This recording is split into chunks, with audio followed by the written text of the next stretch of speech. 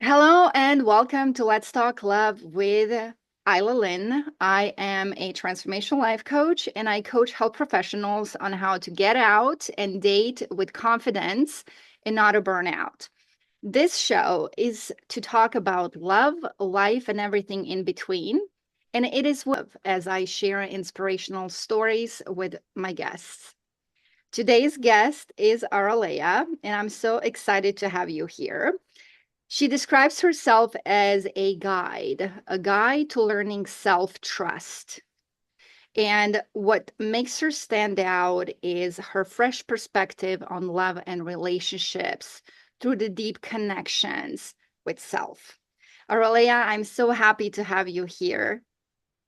Thank you so much, Ila, for having me. Well, would you like to just let us know what it is that you do?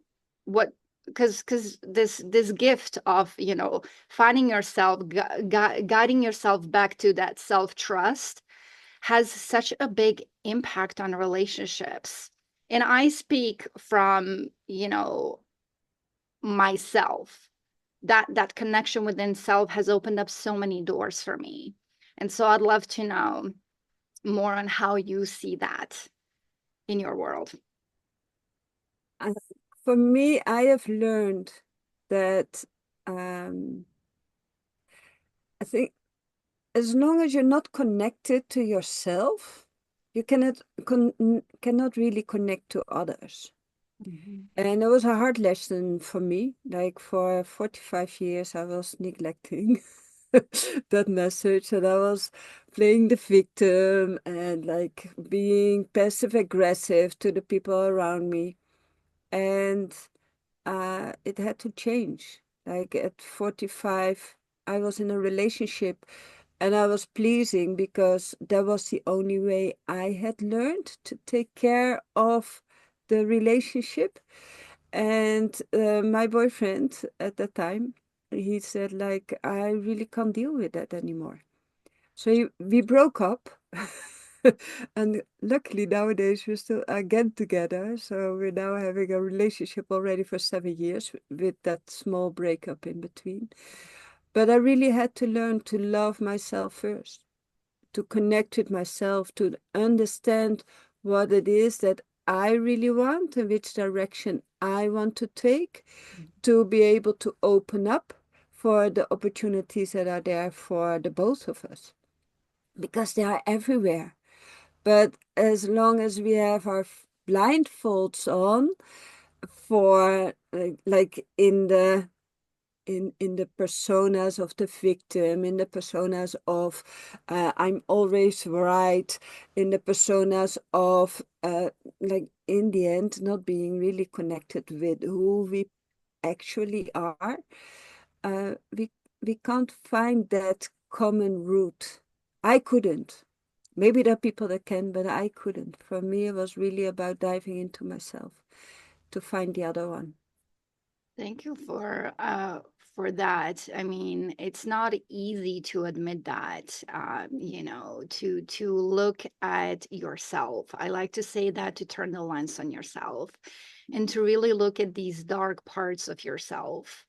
You know, so typically, and it's never late because you said you were 46 when you discovered that. So Right. I Yeah. feel that there is always that time, that turning point in our life where we have to face ourselves.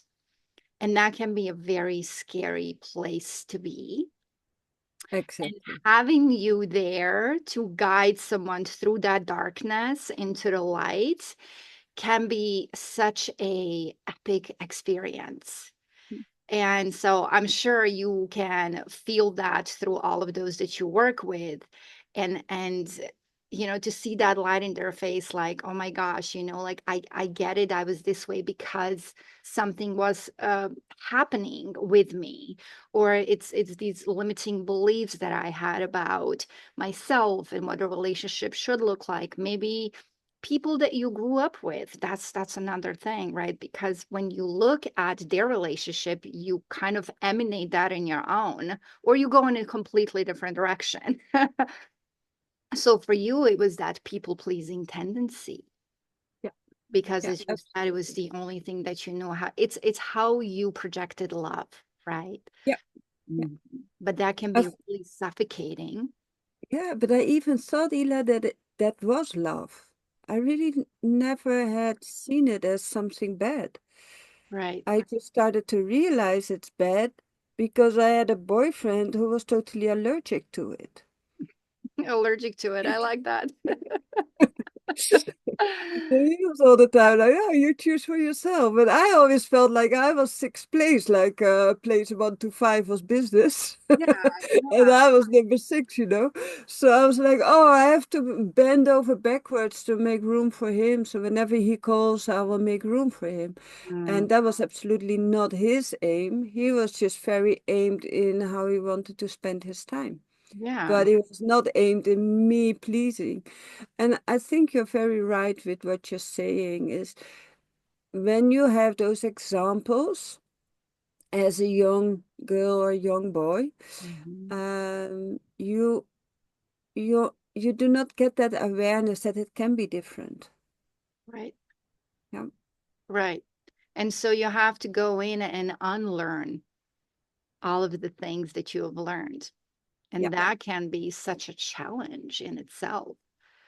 But I'm glad in a way that your guy has done that for you. Sometimes we need that one individual who shares it out openly, and that was the case for me too. I had an ex who pretty much called me out on everything that I was doing. Hmm. And first and foremost, I was not aware that I was showing up that way. So it brought in this mirror, like he really held a mirror to me that I was so scared to look into. But looking back now and being in a relationship I am right now, I'm so thankful. I'm so thankful. Do you feel the same way with your guy? Absolutely. But also what I have learned through the tools that I'm using a Hawaiian way of living. Most people know Ho'oponopono as a forgiveness ritual or a peace ritual, Mhm. but for me, it's really about taking responsibility for myself, prioritizing myself, and everything that keeps me from that, uh, clearing it out of my system. And what I have learned in the journey is that everyone is a mirror. And some mirrors you like to look into, and some mirrors are too confrontational to look into in certain times of your life. Yeah, And then the experience comes back. yeah, yeah. Incredible. Yeah. Well, thank you for that. So I'd love to know, what is your definition of love? Well, that is a deep question. We got time. And yeah. And I was reflecting, yeah, like when you talk about love, like most people talk about love as if it is something from the outside. And for me, love is an inside job. For me, love is about finding out who I am and with whom I want to be. That is second place. Mhm. And on that journey of finding out who I am, I was lucky enough to be able to do that with a guy that was completely accepting of the fact that I was on my own search. Um, but that's not for everyone. And I think that, like, for me, love is an inside job. It is a way of finding who you truly are so that you can combine yourself with someone who knows who he or she truly is. Mhm. So for me, love is not from the outside. It starts with you, it starts with yourself. That's deep. That really goes deep because We all grew up with this idea of, oh, I need to find my other half. I need someone to complete me, or you complete me. And you see in the movies, oh, you complete me. You had me at hello. But the whole point really is that you and I both have is that love for self. And then whatever comes in, whatever you call in, amplifies that love so that it spills out and you're not this empty cup at the end of the day. Yeah. I And see. also, you're not an empty cup that needs to be filled by the other. Absolutely. Absolutely. Absolutely. I have this saying that if you give someone power to make you happy, you also give them the power to take it away. Yeah. Right. And that's Yeah. why it's so essential for you to fill your own cup first and keep it filled up so that everything else kind of spills over if that's the case. Yeah, and at the same time, Ila, it's easily said. Mm-hmm. But with a society, with the way that I look at it, parents and grandparents that come from eras that are not 100% aligned with the, the current way of living, the current challenges that we have, that could not prepare us for Mm-hmm. the current life. Mm-hmm. Uh, like, it's not to blame them because they didn't do anything wrong. We have chosen our parents. Right. So they are the best mirrors that we could look into, and they were the best examples for the lives that we have had up till now. But it didn't prepare us for this era in which life goes so fast, in which there's so much demand, in which there's so much distraction outside of us. And like being able to dive into yourself and prioritize yourself. And a lot of people say like, oh, for us ladies, we've always learned to take care of others, but the guys too, Expected, right? It but was they did it expected of in us. a different way. Mm-hmm. Yeah, because the guys were providing for the family. They were like getting the They're income. hiding. Yeah, I'm not hiding, hunting. They were out there hunting and gathering and all of that. Yeah, Yeah. Yeah. But, yeah, right now, women work. There's two income households right now. So we can't really divide these roles as they used to be divided. And so what I see a lot of times with women in particular is they feel selfish taking care of themselves and turning inward and doing things. And I can speak for myself. That was the case for me too, until I realized that it's not selfish, it's essential.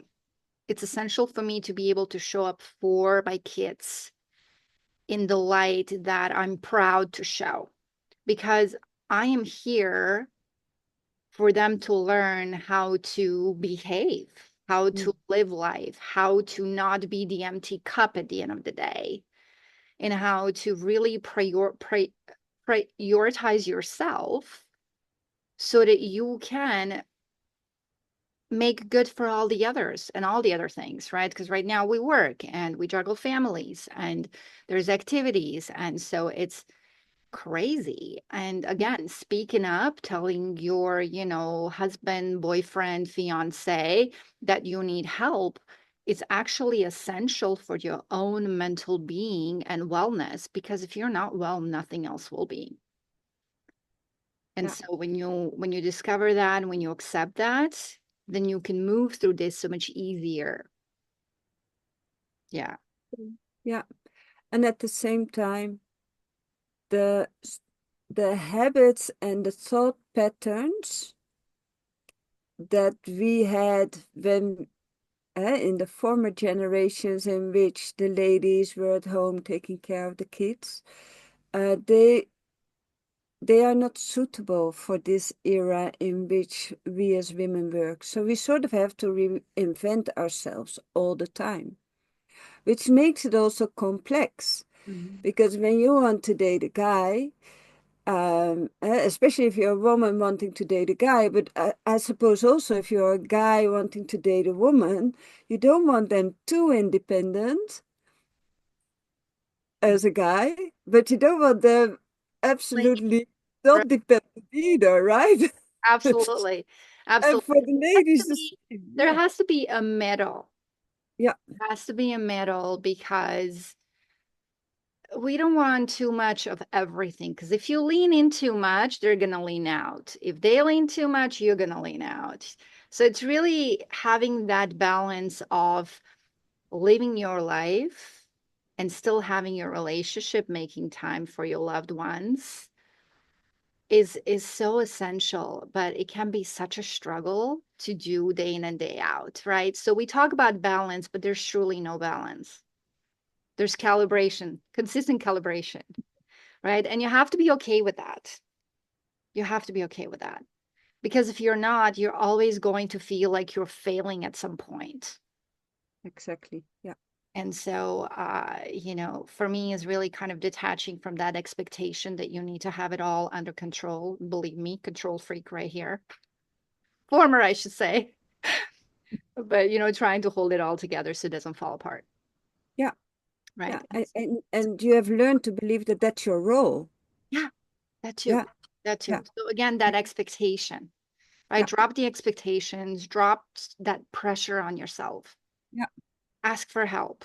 Just, and obviously align yourself with someone who gets it, who respects it. All I right. think that happens, Ila, through conversations, through having conversations with each other. Yeah. Because in my opinion, that doesn't exist from the start. Because at the start of a relationship, everything is rosy, the guy is great, you're great, you feel great, and Honeymoon. everything is possible. Yeah.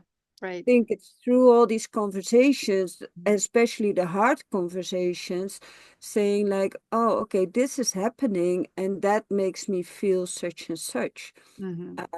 Can we have a look at it together without getting into blaming and justifying, but with learning how it works for both of us and how we can change it around. Right. Right. So important to have that talk. All right. So, what would be your top three, I should say, standards, values that you look for in the other? Well, I never had any. You never had any values that you were looking for, really? No, I was always Oh, chosen. I love that. I love that. So there's no expectation. You're not going to be disappointed if they don't have that. No, no, What a I was fresh always outlook. chosen. Wow. Yeah. No, don't ask me how that happens. But I was always chosen as friend and as girlfriend. I never have chosen any friend. And Uh-huh. that sounds a little bit weird, but it never has felt for me as if it was up to me to choose someone. Like Uh-huh. I would go with the flow, and some people would attach and other people would not attach. Uh-huh. But has always been the other party that has poured into it becoming a relationship, whether it's a friendship or a love relationship. Mm-hmm.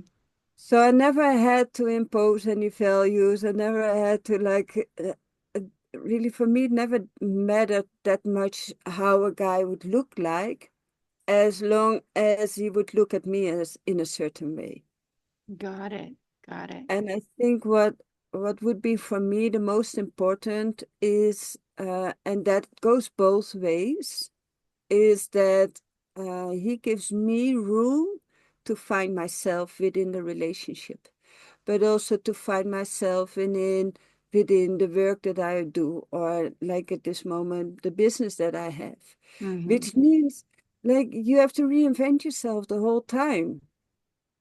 So a guy that is okay with me finding out who I am in a relationship, Exactly. who I am in my business, who I am with myself, Mm-hmm.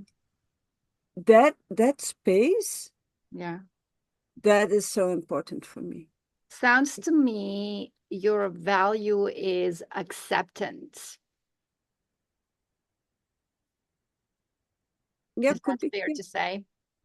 yeah, Yeah, because and that's actually gonna bring us to the next question I had, which was um, you know, what drew you to him? So the fact that he accepted you. But first and foremost, he was honest with you because you said that there was a break between, the time when he said he just can't do it anymore to the time you got back together. So it seems like honesty is also an important thing for yeah, you. yeah, Yeah, absolutely. amazing. And I believe that I learned that through him. Mm-hmm. Uh, when you're asking me like what is the thing that drew me to him, then it's silence. Silence. Yes. Yeah. Tell me more. So we had this weekend, let's call it self-development weekend, like such a kind of workshop weekend. And both of us were there for the first time. So we were quite new in that environment. And at some point I walked out, just like it was leisure time. I walked out to the garden, and then he was standing there, and I just stood next to him. And there was absolutely no, how do you say that, initiation from either of us to talk. It We was just just stood flow. there. Yeah, we Mm. stood there next to each other in complete silence. And in that silence, I found him. Like there was a conversation going on in that silence, but Sounds it like was peace. energetically connecting without really speaking. Like you allowed each other to have that space. So he respected it on his end, and you did the same. But at the same time, you could feel the connection. Yes. Yeah. Isn't that Yeah. the best feeling? Sometimes I have that with my husband, where we're just sitting on the couch and we just don't say a word. We're just simply in our thoughts, and I just let things flow, and then like 10 minutes later he's like, so what was in your mind? And then we get into like full-blown discussion, but silence. So honesty, acceptance, silence. Awesome, awesome, awesome. Awesome. I just love your insight. It is so unconventional because this is going to be incredible for the very last question, but we're not quite there yet. So, um, tell me, what were the three deciding steps for you guys to get back together on your end? Hmm. Like when you decided you're like, okay, let's try this again. It was a decision that he had to make. Oh, he Be- had to make it. yeah, because there was a lot of love between the two of us. Mhm. You have to understand that my boyfriend, he is polyamor. Is that how you say that? Polyamorous. Yeah. Yeah. Okay. So he already had a relationship with his ex-wife. They Okay. separated because he wanted to have that freedom of having several relationships. Mhm. And so they already went through that with another lady. So at the moment that I came, he was upfront from the beginning Mhm. what was happening, like that he already had, or that he still was in a relationship and in a loving relationship with his former wife, and that I would be like the second one, Mhm. which doesn't mean that I was less important or that she was more important. He never gave me that sense. Mhm. At the time that we broke up, he had his eyes on a third lady, but Mhm. I had never gone through this situation so openly. Mhm. So for me, it was really an unsafe situation for myself. Mhm. So I told him uh, that we had to finish the relationship, also because he was allergic to my pleasing, but I went more into pleasing Mm-hmm. to keep him. Win him. Mm-hmm. Yeah. Mm-hmm. Which was like working controversially, or how do you say that, like counterintuitively. Counteract, yeah. Yeah. Yeah, so that wasn't really like a good situation. Yeah. And at that moment, I just had to let it go. So, like, I cried my eyes out because, like, this guy, for me, was the first time that I had a relationship that I wanted to fight for. Mm-hmm. I had no clue how to fight for it. Mm-hmm. So the only thing that I could do was surrender. Yeah. And so I broke up with him, and I had so many insights in that period of the breakup. Mm-hmm. And I just told him, like, my love for you is there, but I cannot have a third person in your life at this moment. Mm-hmm. That is bringing up a lot of my like Insecurities. insecurities, but also like my father, he had Affairs. uh, an affair while he was married with my mom. So I also grew up with this idea it is okay for men to have affairs and to like go Your own. to, yeah. Yeah. And but I didn't want to be that kind of woman that it's okay. Mm-hmm. So somewhere, like it was this mix up from what I had learned from the outside world and how I felt Mm-hmm. uh, being in relationship with Peter. So like I was totally messed up with, okay, what is it that I want? I had no clue anymore. So at some point I said, like, I cannot deal with this. So I broke up, and at some point we continued being in conversation with each other. And at some point, we were back drawn together because in that period, there Mm-hmm. was only like distanciation. Mm-hmm. Is that how you say that? Distance, yeah. Yeah. And at some point, it felt like I had him back in the sense like it felt as if I could open up to him again. Mm-hmm. And he felt the same, so he opened up to me again. But it had to be his decision, not because I am a victim or poor me, this kind of mentality, Yeah. but because he had to choose, like, okay, will it be her, will it be me?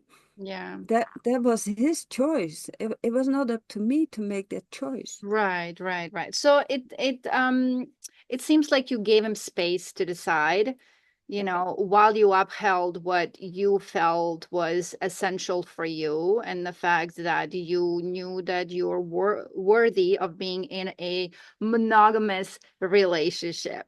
Because, you've tried, you were kind of opening yourself up to the idea of, maybe I can share him, but then something deep within you obviously got um, activated, if you will, especially with your dad and all the stuff that has happened. You're like, no, I'm not gonna continue that. So that makes you a chain breaker. Yeah. Yeah, exactly. And there are two girlfriends, right? He still is in a relationship with his former wife, Mm-hmm. and there is me. But he has never made any distinction between the two of us. Mm-hmm. Like, he never talks bad about her. He Mm-hmm. never talks bad about me. We don't talk about whatever they do in their private time when it's too private, when it's really for them. Mm-hmm. But we talk about the experience that they have together, and they have been together like more than 40 years. Good. Who am I to decide that he has to change that or that he has to choose for me? Mm-hmm. And another thing is, it is kind of easier when there's also another person, like, Easier because in which way? not all the focus is all the time on me, so I can Gives you the continue freedom being that you me. need. Yeah, yeah. It's just like him having already a relationship with his former wife Mm-hmm. means that there's room for me to say, like, I don't want to live together. Mm-hmm. even if there would have been that intention from his side, which is not there. Mm-hmm. But I also don't want that because that would abrupt that relationship that he has with her. Mm-hmm. This gives me the possibility to do my life my way and fit him in whenever it's convenient for both of us, Mm-hmm. instead of like becoming the docile lady that takes care of the house and the household and those kind of things, which are things that are totally not interesting for me. Mm-hmm.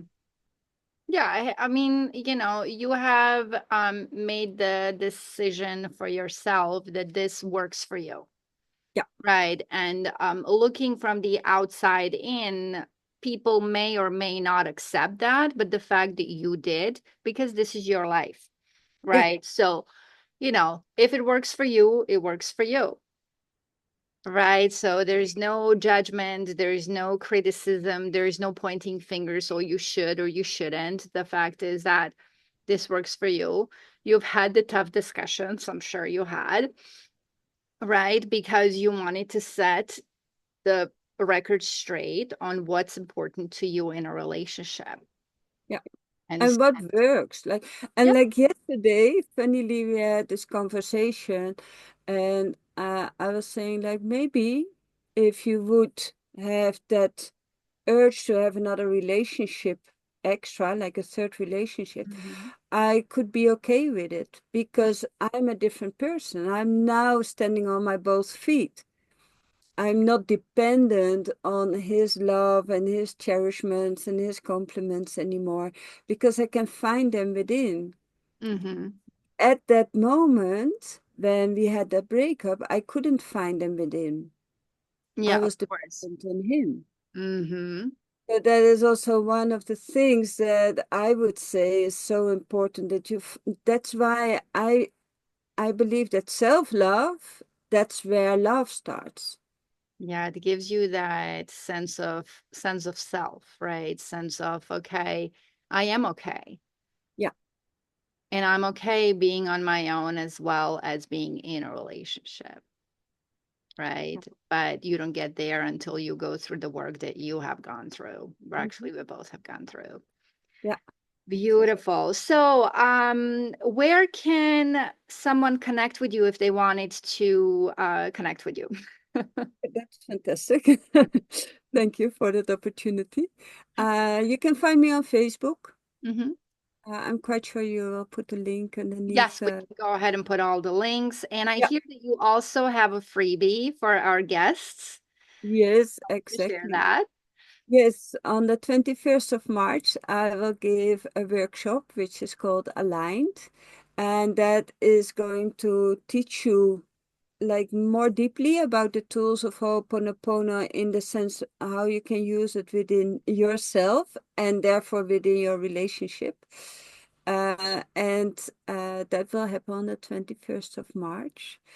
Man. And as it is a workshop, it will be online, but there is also work for you to do. So the workshop is really helping you to get certain kinds of realizations, especially on what is blocking you, so that you start understanding yourself better. And from there, you can take it to the next step. And what I love about this workshop is there's this part in which I talk about the pathway of the soul. And it really takes like us as being born, going through the phase of building our personality, and then finding ways to connect again to soul, to our own soul. So there are some tools in there, and there are some tools of Ho'oponopono that I will share. So I'm very excited to invite all of you to be present. Thank you so much, Araleia. And I can speak to that. I actually did attend one of your thing was a master class. And I absolutely loved what you shared. And even though if you may think that you have shared some things that I was kind of in awe. Like I didn't know that because you are the expert in this field and you have done this for a while. And so definitely make sure that you guys do attend. Araleia, one last question, and that is, what unconventional advice would you give someone looking for that special someone? I would say become the you that you want to date with. Oh, I love To that. become that version of yourself that you feel attracted to. Hmm. Because with that, you are whole, you are wholesome. And with that, you will attract that person that can can see the embodiment of yourself. Right, because attracts like. Yeah. Right? Wonderful. Yeah. Aralea, this was such a great, I should say, pleasure for me to have you here. Thank you again for your time. And for our guests, we will see you next time. Have a Yeah. wonderful day. Yeah. Thank you so much, Hila.